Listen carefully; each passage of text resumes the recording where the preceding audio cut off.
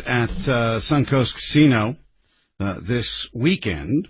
He, as I said, I went in to see a movie. I had no idea he was going to be there, but somebody who did know he was going to be there is AmyTarkanian, former head of the GOP here in Nevada. She was with the president, as was her husband Danny, who's running for Congress.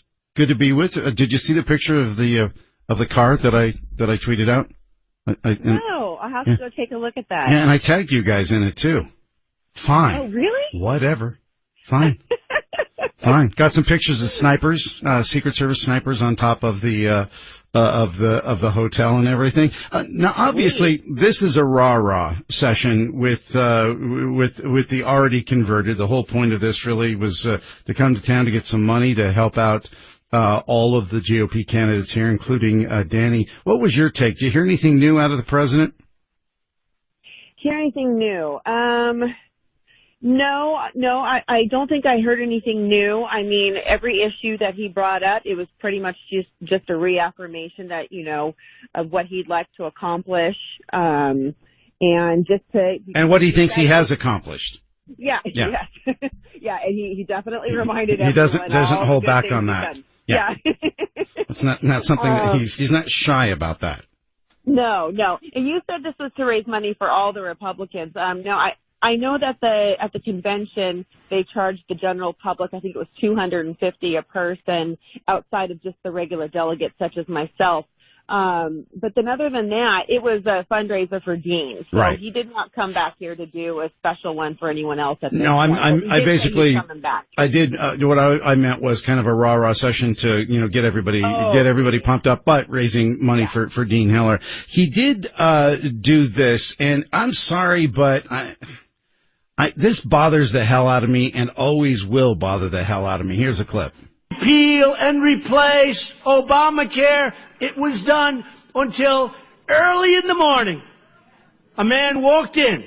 Oh, I can't hear it. And he said, thumbs down, thumbs down. That was not good. And nobody knew he was going to do that. He campaigned on repeal and replace. All right, so you couldn't hear it, but it was the clip of where he was doing the thumbs down about John McCain and everything. McCain. Yeah, I know he's mad about, how that whole thing turned out, and I think a lot of Republicans are as well. But, I mean, leave John McCain alone for the love of God in his, what appears to be his final days. Don't you think? Well, obviously the two of them have never gotten along. There's no Christmas cards between them, no. No. No muffin baskets. That's for sure. But you know what, though?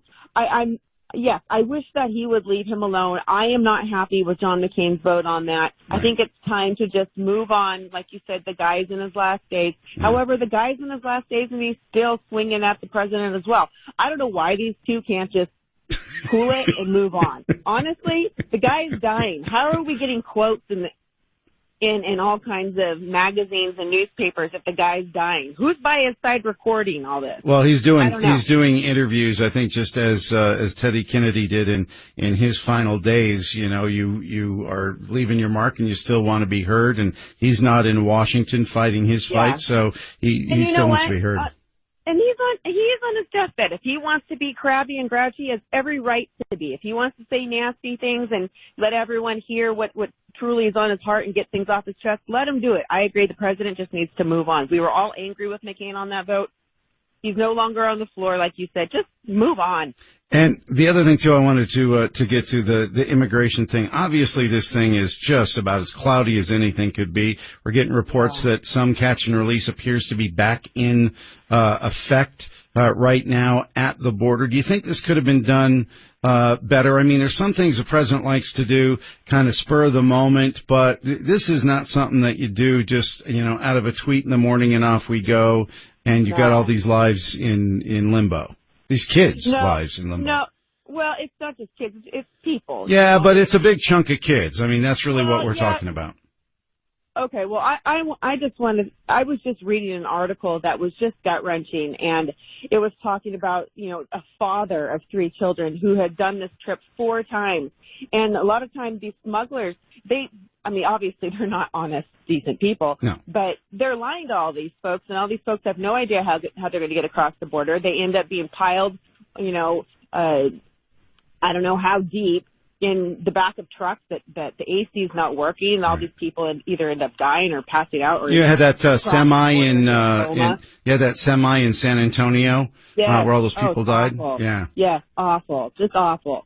So these people are desperate. You know, we do say, hey, look, your families won't be separated if you don't come here illegally. You won't end up in a coma if you don't come here illegally. But I think that this problem has been going on for so long, and it's something that's so overwhelming that you're right. A tweet's not going to help this. Is it going to start the conversation? I hope to hell it's going to start the conversation, because once again, this has gone on for far too long. This is a really complicated issue, and it's not going to be fixed overnight or by waving a magic wand. AmyTarkanian, if you were in any restaurant, I'm sure they would serve you. No matter what. They might spit in my food. No. They would serve me. No, because you're civil and you don't lie. And I think that you're very well respected. AmyTarkanian. Appreciate that. Now go look at those tweets of the pictures of the president's car, for God's sakes. I will do that right away. All right. Thanks so much. 621. All the best to Danny. 621.